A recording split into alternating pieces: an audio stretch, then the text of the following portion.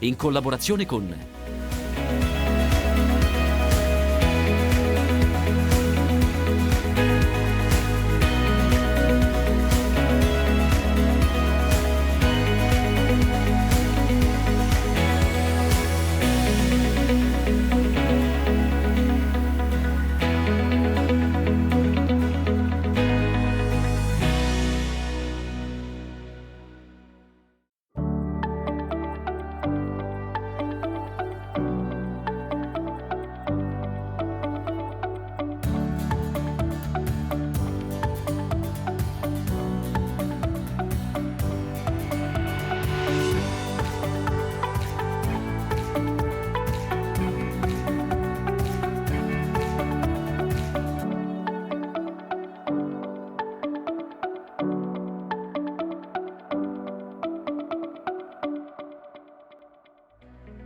Nella puntata di questa settimana protagonista il pomodoro da industria. Siamo nel pieno della campagna, siamo qui a cavallo tra le province di Bologna e di Modena. Vedremo la situazione in campo, parleremo della crisi climatica che ha tagliato pesantemente le produzioni, poi andremo in stabilimento a Ravarino, stabilimento del gruppo Conserve Italia, per vedere gli investimenti importanti che nonostante tutto sono stati fatti e verranno ulteriormente implementati.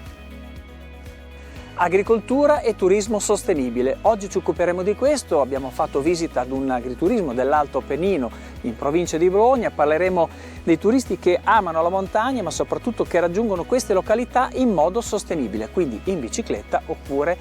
a piedi con i sentieri che offre il nostro territorio. Siamo nel pieno della campagna del pomodoro da industria, una campagna difficile quest'anno dove ai danni enormi provocati dalla crisi climatica, l'alluvione di maggio in Romagna prima, seguita dalle grandinate delle ultime settimane, grandinate che si sono associate a trombe d'aria nell'area del Modenese, insomma quindi una campagna estremamente difficile dal punto di vista climatico, alla quale però si sono aggiunte anche criticità di altro tipo, di mercato, di costi, delle quali però parleremo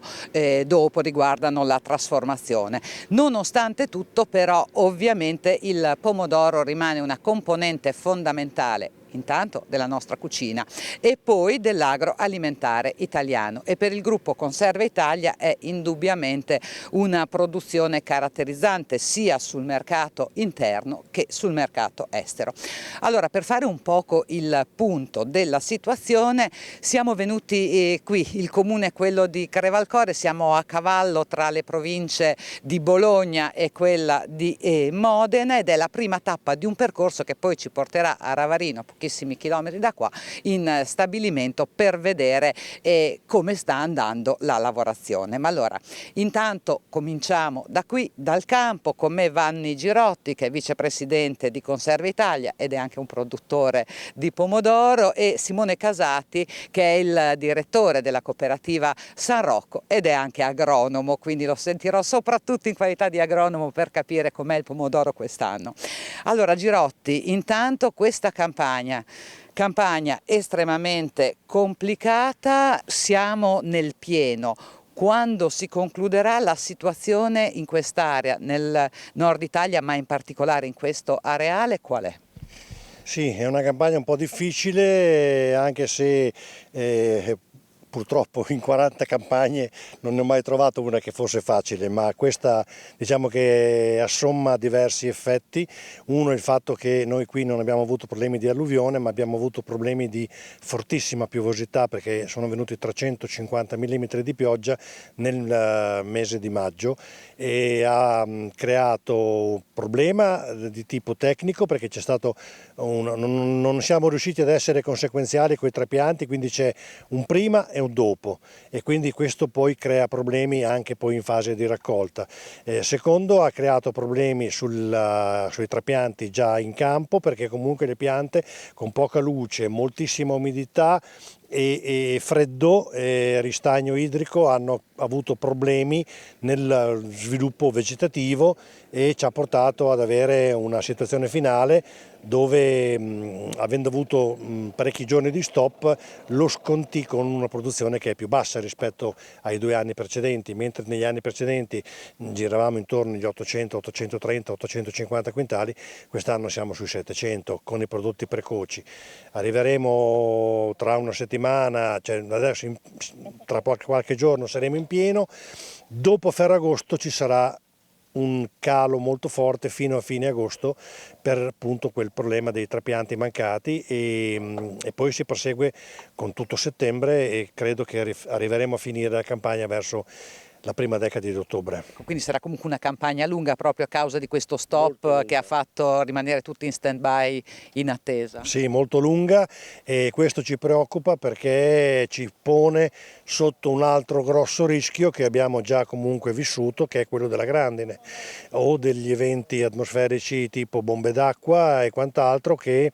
più la campagna si allunga più il rischio ovviamente aumenta e questo cioè, può solo continuare ad aumentare il segno meno davanti alla produzione. Sì, poi è difficile anche fare delle stime perché sapere da qua cosa succederà di fatti in autunno, perché se si arriva a fine settembre-ottobre siamo in autunno, è molto molto difficile. Ecco Simone, dal punto di vista della qualità del prodotto in campo, la quantità abbiamo detto ce n'è molto meno, ci sono aree che hanno perso il 90% del prodotto, oltre il 90%. Questa è un po' un'isola felice, a me sembra che ce ne sia. Questa è un'isola abbastanza felice, diciamo che fa parte del 5% degli ettari della cooperativa che non è stata indennizzata da grandine ed eccessi idrici. Dal punto di vista dell'indice abbiamo un potenziale qua intorno al 100, 110, quindi la qualità c'è, è innegabile. Qua è un'azienda che fa qualità, fa anche quantità, perché io credo che qui stiamo producendo intorno ai 700-800 quintali per ettaro, perciò anche dal punto di vista qualitativo ci siamo. Da quello che verrà io credo che sarà una bella scoperta, perché le stime sono state abbastanza prudenziali, siamo intorno ai 650 quintali per ettaro sui medio tardivi, però è ancora un pochino presto, anche perché ogni giorno siamo dietro a combattere anche dal punto di vista fitosanitario, siamo al fianco degli agricoltori, per anche stare un attimino vicino a quelle che sono le fitopatologie della cultura, non per ultima l'alternaria e il ragnetto rosso che si sta insediando anche nel nostro areale. Insomma, quindi ci sono anche problematiche di quel genere. Una curiosità ovviamente per un produttore, per un agricoltore, una campagna come questa può significare davvero difficoltà grosse. Avere però alle spalle un gruppo cooperativo come Conserve Italia dà qualche tranquillità in più, qualche insomma un po' un paracadute sapere di far parte di una filiera cooperativa.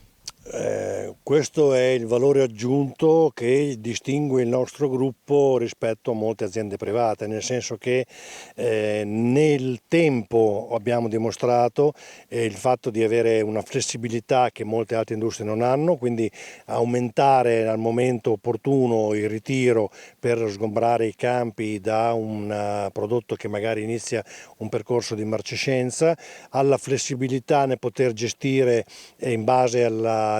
meteo il ritiro più da una zona che dall'altra, abbracciando un areale molto ampio come il nostro, e comunque, ripeto, la capacità sia dei tecnici sia degli stabilimenti di riuscire a diversificare anche proprio quelle che sono le produzioni in linea, cioè mi capita un problema che devo ritirare molta roba perché comunque c'è una marcescenza imminente, allora prima di consumare il prodotto riesco a modificare le linee produttive per aumentare la capacità di consegna da parte delle cooperative e delle aziende agricole. Questo è un valore aggiunto notevole di cui io sono molto fiero come gruppo Conserve Italia. Ecco. Altro aspetto è quello dei costi di produzione. Quest'anno sappiamo il prezzo del pomodoro è aumentato di quasi il 40% rispetto all'anno scorso e non a caso, perché i costi di produzione sono cresciuti tantissimo. Che cos'è che ha inciso di più? Ma allora, a differenza dell'anno scorso che il gasolio chiaramente costava di più, abbiamo fatto trattamenti molto più incisivi, quindi dal punto di vista fitosanitario settimanalmente eravamo dentro alla cultura a trattarla, perché le bombe d'acqua d'altra parte le dovevamo gestire in una certa misura. Quindi dal punto di vista dei fitosanitari è un aspetto che avrà inciso il 40% in più rispetto all'anno scorso. Anche dal punto di vista delle concimazioni abbiamo implementato anche dal punto di vista delle concimazioni, quindi irrigazione. La cultura non può rimanere senza acqua, perché anche se vengono queste bombe d'acqua, l'irrigazione, abbiamo l'80% delle aziende che fa irrigazione con manichetta e settimanalmente abbiamo un programma di irrigazione, anche quello che non è da sottovalutare questo aspetto. Quindi aspetto irriguo e aspetto dei mezzi tecnici hanno inficiato sicuramente col segno più sul costo del prodotto finito del pomodoro. Il fatto che il prezzo del pomodoro sia più alto, sia stato concordato anche abbastanza avanti, ha spinto qualcuno in più a piantare pomodoro, magari a fare scelte culturali che non aveva previsto? Pomodorai dell'ultima ora. Esatto, quelli che poi magari arrivano con la campagna a ottobre, a novembre. Diciamo che ovviamente la percezione del fatto di quello che stava accadendo nell'area orientale della regione, all'area occidentale qualche idea gli è venuta, per cui magari chi aveva dell'orzo lo ha trinciato da ceroso e poi ha sbrogliato i terreni e messo il pomodoro come secondo raccolto, e questo sicuramente è dovuto al fatto che c'era questa concomitanza, un prezzo buono o quantomeno appetibile, perché poi lo vedremo alla fine se il prezzo era buono, perché poi le spese sono quelle che vanno ad essere detratte e quindi i conti si fanno alla fine. Comunque diciamo un prezzo appetibile e soprattutto la consapevolezza che nell'area orientale sarebbe mancato del prodotto. Certo, ecco, ovviamente è un prezzo che Conserve Italia riconosce ai propri soci con anche delle premialità.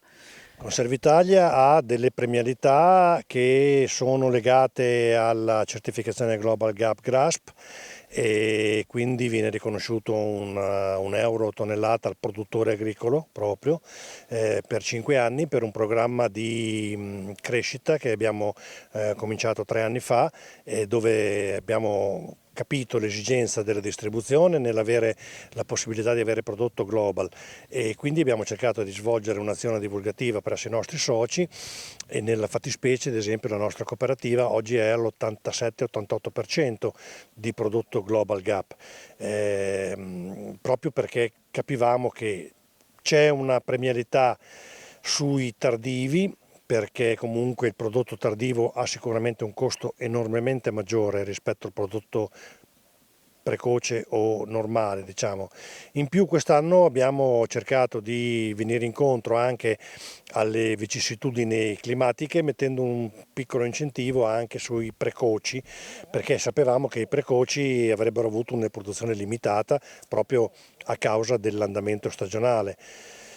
Poi comunque non dimentichiamo che anche già col bilancio chiuso al 2022 abbiamo avuto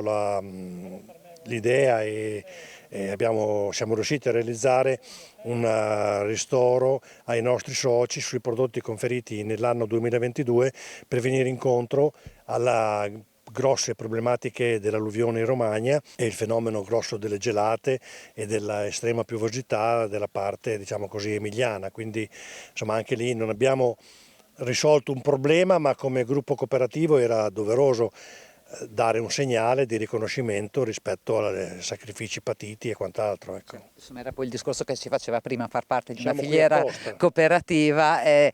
un paracadute importante, insomma, e sapere di avere comunque qualcuno alle spalle che lavora per te e con te. A questo punto una breve pausa, noi facciamo qualche chilometro e intanto andiamo a Raverino. Intanto linea a Claudio con a cielo aperto, ci ritroviamo dopo in finale di puntata.